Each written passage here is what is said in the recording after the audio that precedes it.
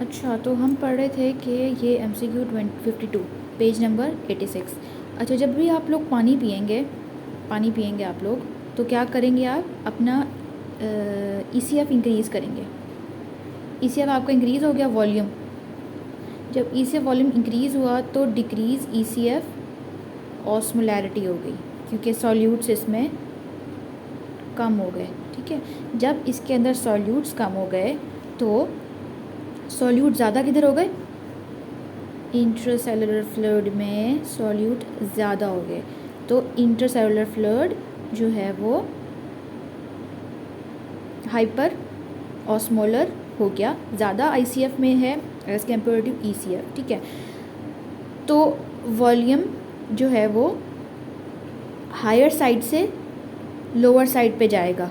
ठीक है, जहाँ पे सॉल्यूट्स होते हैं वहाँ पे वाटर ट्रैवल करेगा, तो ICF का वॉल्यूम इंक्रीज़ हुआ, ECF का वॉल्यूम इंक्रीज़ हुआ, जिसकी वजह से उसका जो ऑस्मोलैरिटी है वो डिक्रीज़ हो गई। फिर उसकी वजह से ICF का वॉल्यूम इंक्रीज़ होगा, क्योंकि ये इसके अंदर चला जाएगा, और जब इसका वॉल्यूम इंक्रीज़ होगा तो फिर इसकी ऑस्मोलैरिटी डिक्रीज़ हो जाएगी। ठीक है, आई होप ये आपको समझ आ गया होगा। तो इसमें हमने करना है कि इंक्रीज़ ICF वॉल्यूम। ठीक है, पहली चेंज उसमें ये आएगी। ठीक है, और अगर हमसे कोई पूछे कि भाई लास्ट चेंज क्या आएगी, तो लास्ट चेंज आएगी डिक्रीज़ ICF ऑस्मोलैरिटी।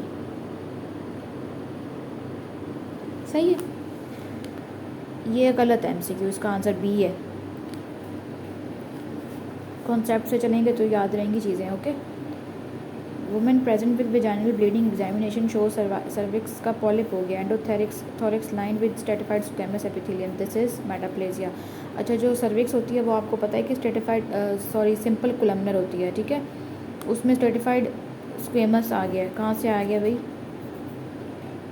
वेजाइनस से आ गया इसके अंदर, तो मेटाप्लेजिया हो गया। ठीक है, उसके बाद आ गया है UTI है, गायनोकोलॉजिस्ट ने पस सेल्स हैं, और ग्राम पॉजिटिव कैटलेज है, कैटलेज पॉजिटिव बट कोगुलेज नेगेटिव, तो ये हो गया स्टेफलोकोकस सेप्रोफिटिकस। एक तो जब UTI का वर्ड आए, आपने दो चीज़ें ज़हन में आनी चाहिए आपके, एक तो स्टेफलोकोकस सेप्रोफिटिकस और एक इकोलाई। ठीक है, ये दो चीज़ें दिमाग में आ गई। ठीक है, उसके बाद से आपको बता दिया कि कैटलेज पॉजिटिव है और कोगुलेज नेगेटिव है। कैटलेज पॉजिटिव, कोगुलेज पॉजिटिव, दोनों पॉजिटिव है, वो स्टेफ ऑरियस है। Catalase positive, coagulase negative, staphylococcus saprophyticus. Which of the following disorder has repeated sequence of tri nucleotide, तो ये होता है फ्रेजाइल एक्स सिंड्रोम में होता है trinucleotide, they repeat their selves. ठीक है, और उसके जो ट्राई न्यूक्लियोटाइड है उनमें होता क्या है कि CGG और X, ठीक है, CGG आपस में बार बार रिपीट होते हैं। मायोटोनिक में CTG होता है, मायोटोनिक को T से याद कर लें, मायोटोनिक इसमें T है तो इसमें CTG है। और उसके बाद है हंटिंगटन है, तो हंटिंगटन जो है वो सैग से याद कर लें। ठीक है, तो ऐसे याद कर लें कि भाई HMF याद कर लें, पहले आएगा इसमें CAG, फिर CTG, उसके बाद है CGG। ठीक है, उसके बाद आता है फ्रेडरिच एक्सेक्सिया में GAA आ गया।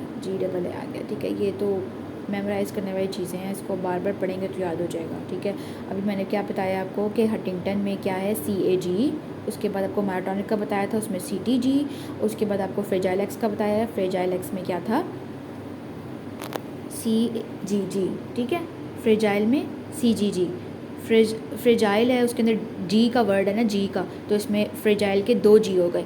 और ये फ्रेडरिच एटेक्सिया है, तो ये बहुत इसमें AA आप याद कर लें कि इसमें एटेक्सिया है ना, तो AA है, तो आपने GAA याद कर लिया। ठीक है, फ्रेडरिच एटेक्सिया तो 8 में 2 ए हैं, तो इसको यहाँ से 2 ए याद कर लिए। Female with multiple sexual partner develop vaginal jerky movement, ये पहला MCQ था, उसमें ट्राइकोनॉस विजाइनल एनालिसिस था, ठीक है। Most urgent immediate test for finding the bacteria type is staining, सबसे उसने बोला है अर्जेंट भी है और इमीडिएट भी है, ठीक है, तो वो है staining. Organ line with stratified squamous epithelium with the increase vascularity, हमने पढ़ा है कि ये विजाइना की सारी बातें हैं, ठीक है। Vagina epithelium stratified squamous epithelium what is present along with it, तो विजाइना में होते हैं हाई इलास्टिक फाइबर्स होते हैं, लेमिना प्रोपिया होता है, ये ऊपर MCQ पढ़ा है, उसी का आंसर इसमें आ गया। फिर structure is form from genital टुबरकल, तो जेनिटल टुबरकल से बनता है क्लाइटोरस, ठीक है, जेनिटल टुबरकल से क्लाइटोरस बनता है। उसके बाद कह रहे हैं फॉर्मेशन ऑफ अपर विजाइना, मैंने पढ़ा था अपर विजाइना बनता है लोअर फ्रियन ऑफ पैरामीजोनेफ्रल डक्ट से, ठीक है। ये किधर गया है, हाँ लोअर फ्रियन ऑफ, अभी हमने पढ़ा था ना अभी। How many different codons are stop lengthening, तो आपको पता है स्टॉप लेंथनिंग कोडॉन जो है वो 3 होते हैं, ठीक है। उसके बाद कह रहे हैं which muscle is involve in forceful inspiration, तो पहले आपको पता होना चाहिए कि नॉर्मल इंस्पायरेशन कौन कराता है। नॉर्मल इंस्पायरेशन हमारे पास diaphragm plus external intercostal muscles करते हैं। जब फोर्सफुल हो जाएगी तो फोर्सफुल जो है वो हमारे पास फोर्सफुल इंस्पायरेशन में आता है, हमारे पास डायाफ्राम आता है, एक्सटर्नल ओब्लीक आता है, और उसके साथ हमारे पास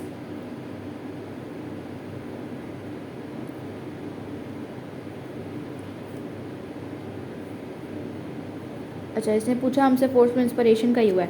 अच्छा, और उसके बाद कह रहे हैं कि जो मसल इन्वॉल्व इन डायाफ्राम है, एक्सटर्नल क्लूरोमेस्टॉइड है, एक्सटर्नल ओब्लीक है, स्ट्रेटस इंटीरियर है, ये और एंटीरियर एब्डोमिनल मसल्स हैं, ठीक है, ये फोर्सफुल एक्सपायरेशन कराते हैं, ठीक है।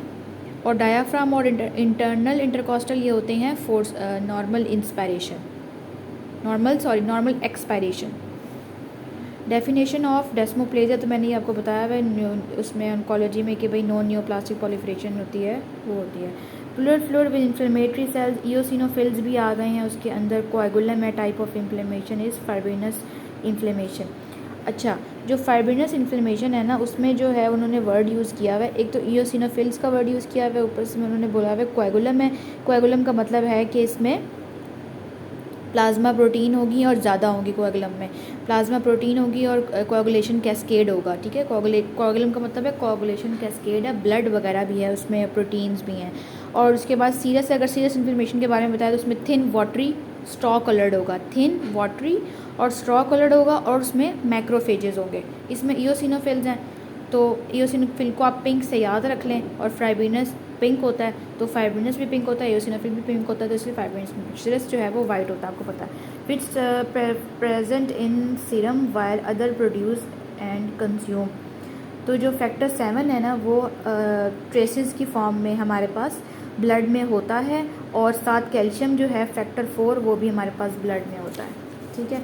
बाकी सब जो है वो लिवर प्रोड्यूस करता है, और 8 का एक फैक्टर जो है लिवर प्रोड्यूस करता है, और दूसरा वॉन विलिमेंट जो है वो प्लेटलेट और एंडोथेलियल सेल्स प्रोड्यूस करते हैं। Aspirin mechanism of action in pregnant lady is, अच्छा उन्होंने प्रेग्नेंट लेडी करके कंफ्यूज करने की कोशिश किया। प्रेग्नेंट लेडी में कोई और तरीके का तो नहीं जाके हो जाने लग जाएगा, वही रहेगा जो कि है कॉक्स इनहिबिटर 1+2।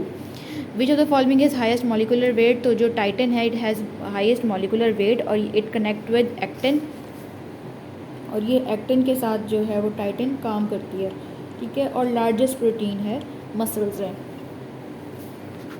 उसके बाद आता है कि patient having difficulty in writing and reading language comprehension area damage is, जब भी अच्छा आप ना वर्ड राइटिंग का याद कर लें, राइटिंग का W मतलब है, और W वर्णी वर्ण की, ठीक है। और जब भी कानों का सुनने का मसला हो जाएगा तो ब्रोकाज हो जाएगा। अब ये देख लें यहाँ पे, मोटर एफेजिया है, मतलब बोल नहीं सकता, समझ नहीं सकता, और नॉन फ्लुएंट है, मतलब बोलने में वर्ड सही निकल नहीं रहे, तो वो ब्रोकाज एरिया है 44-45। और इन्फीरियर फ्रंटल गायरस का एरिया इन्वॉल्व है। उसके बाद वर्निकी एरिया है, सेंसरी एफेजिया है, वो बंदा बोल, अच्छा इसमें ना 2 तरीके से MCQs आते हैं। बंदा बोल सही रहा है, जैसे कोई बंदा एक लफ्ज़ बोल रहा है, मैं इसको यहाँ से ऐसे करके ले जाऊँगा और इसके लिए मैं फिर बैठ जाऊँगा, इस तरह वो बोल सही रहा है, लेकिन वर्ड्स की कोई लैंग्वेज नहीं है, कोई सेंस नहीं है, तो ये हो गया वर्निकी। इसमें ब्रोकास में बंदे का नॉन फ्लुएंट है, मैं अच्छा इधर तो ब्रोकाज एरिया हो गया।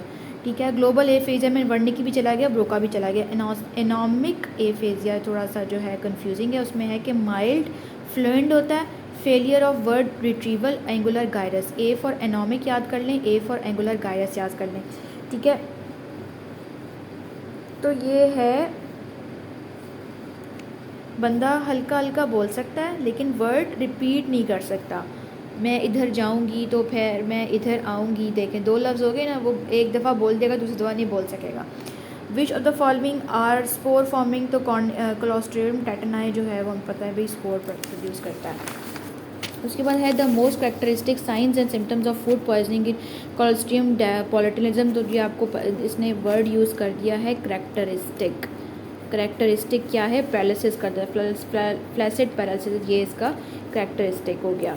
उसके बाद कह रहे हैं पेशेंट, बाकी चीज़ें तो सब कोई करते हैं ना, वॉमिटिंग भी हर कोई करेगा, फीवर भी करेगा, डायसेंट्री भी करेगा, सब कर रहे हैं, तो आपने करेक्टरिस्टिक पूछा है उन्होंने, तो फ्लैसिड पैरालिसिस इसका करेक्टरिस्टिक है।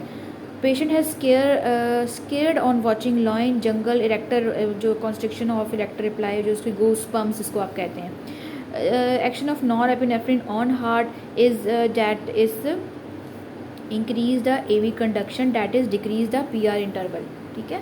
कॉन्ट्रैक्शन हार्ट की बढ़ जाएगी ना, हार्ट बार बार जल्दी जल्दी पंप करेगा। आप देखें एमसीक्यू उन्होंने किस तरह से आपको कंफ्यूज करके पूछा है। नॉर्मल तो इसका आंसर था increase contractility of heart, but AV उन्होंने किस तरह दे दिया, एवी कंडक्शन जो है वो इंक्रीज़ हो जाएगी, पीआर इंटरवल डिक्रीज़ हो जाएगा।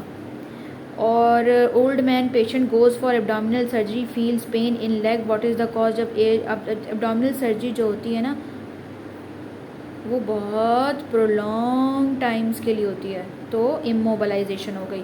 यूरिनरी एबनॉर्मेलिटी विद शिस्टोस्टोमासिस जो है वो आपको पता है, जो यूरिनरी यूटीआईज कराता है, और उसकी यूटीआई के बाद ये urinary bladder carcinoma, squamous urinary bladder carcinoma कराता है। सही है। उसके बाद कह रहे हैं कि hormone required for brain development in fetal is thyroid, ठीक है।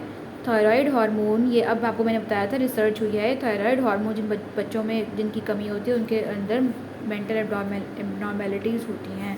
और ग्रोथ हार्मोन जो है वो फीटल हार्ट के लिए ज़रूरी है, fetal heart growth hormone. Pellagra is associated with, pellagra हम भी नायासिन से याद करते आ रहे हैं, नियासिन, ठीक है, जिट इज़ विटामिन B3, 3 है इसके अंदर, तो 3 इसके अंदर सिम्टम्स होती हैं, डायरिया, और इसके अंदर डायरिया होता है, डिमेंशिया होता है और डर्मेटाइटिस होता है। During pregnancy the lumen of uterine cavity is obliterated by decidua capsularis and decidua parietalis, ठीक है। ये दोनों मिलके जो है वो उसका ल्यूमेन ऑब्लिटरेट कर देते हैं, डेसिडुआ पेराइटालिस और डेसिडुआ कैप्सुलरिस। ये ना सारे एमसीक्यूज देखें आप, आपको सारे कंफ्यूज कर रहे होंगे ना, बेजेलिस और ये सारे कुछ, तो आपने याद कहाँ से करना है, कैप्सुलरिस और parietalis. RBC formation in 20 weeks occur in liver, तो पता है कि लिवर हेमाटोपोएटिक होता है, उसके बाद जो है वो बाकी स्ट्रक्चर्स बोन मैरो और ये सब चीज़ें बाद में टेक ओवर करती हैं, पहले लिवर होता है। After the vasectomy seminal fluid will contain the seminal fluid and the prostatic fluid, ठीक है। उसमें सीमन में स्पर्म्स नहीं होंगे, ठीक है, और सीमन में सेमिनल और प्रोस्टैटिक फ्लूइड होगा।